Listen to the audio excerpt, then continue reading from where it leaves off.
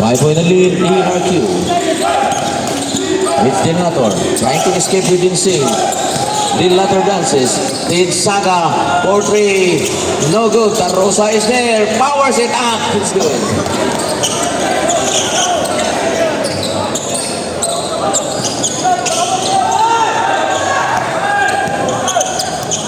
Action continues. It's Servito Navarro versus Italian. There's the bomb. It's Navarro to Tarosa against Servito. It's away and it's good.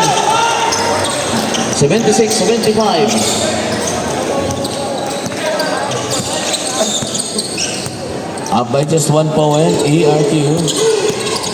It's Tangkai, one-way ticket, nothing there. Nice stop to Dinsing. Dinsing lose it, but there's the foul against number 49. Yes, sir. It's the entry pass. Interception this time by Hintalian. Hintalian, the outlet pass. The outlet pass to Alilin goes out of bounds. Up by 1 point, ERQ. Here comes now Herbito. The point forward of the Builders. Here's Aureo in the low post against Tid Saga. Aureo, separation, Pamsi, no. Tapping a ball now goes to the white shirts. Okay, ball position white.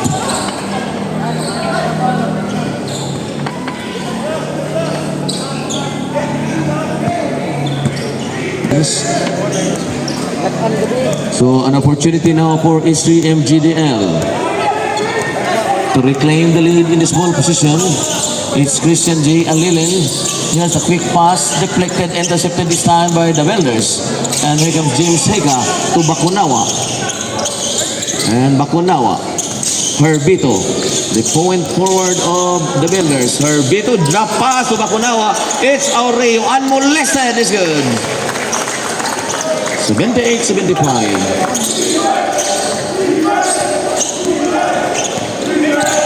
It's Alilin versus Heka. Dilator takes it easy versus Dinsing. Tid Saga against Aureo. Hands it over now to Alilin. Christian J from the far away. O'Brien. And there's the whistle. Foul, holding foul against number 49, Dilator. Third foul, Dilator. Exactly 3 minutes left. And here comes now Herbito, who lost it from behind. And Dilator will sit down.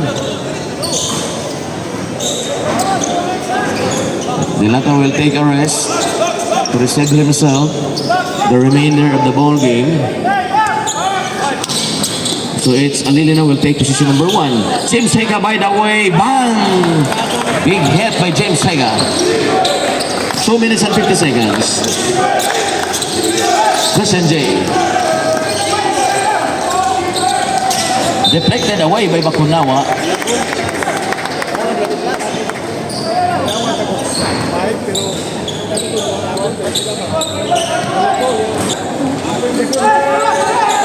It's Tid Saga at high post.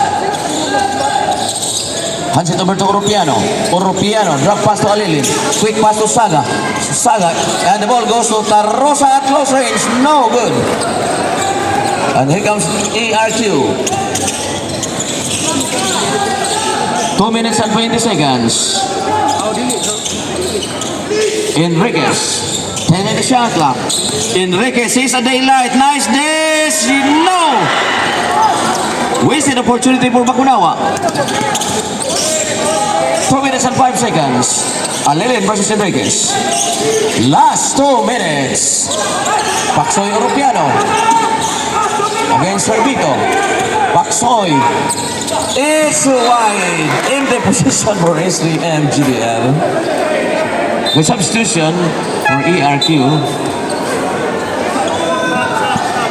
In substitution, Navarro number 32 returns back at the ball game.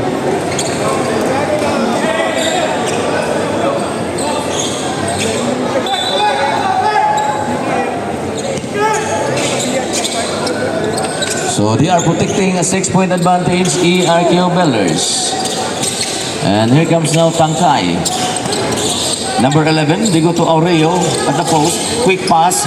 And Tangkay, loose it. And the ball now goes to Hintalian. Hintalian versus Enriquez. Hintalian, and he was fouled.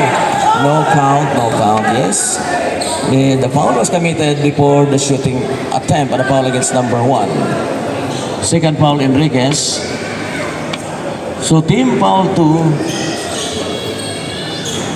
So the Builders has still 2 fouls to give. 1 minute and 32 seconds. Hintalian versus Enriquez. Hintalian at the Pirate Age. No way. The ball now rebound by Aureo. And it's Enriquez. Hesitation play now for the Builders. The time is in their side. No need to rush. And the ball now goes to Tangkay. Tangkay stop. 100. Yes. And timeout. History MGDL. As the lead of the Builders has extended to 8 points.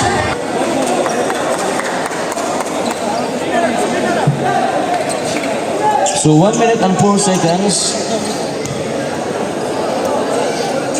So 3 position lead for the ARQ Builders.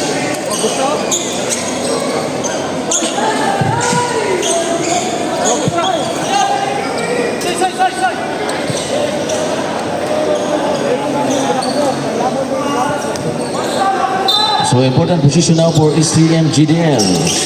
Paksoy Oropiano, he has the license to shoot. And the ball now goes to Saga. Here's the cut, deflected and intercepted.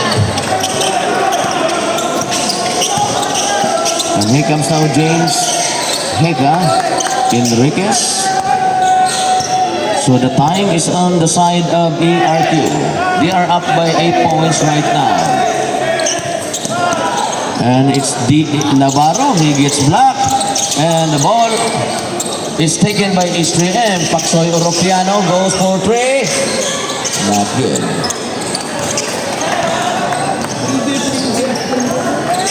So 24 seconds. Number 4. Navarro, some finishing touches. 10 seconds, last 10 seconds. And that will do it on our first game tonight.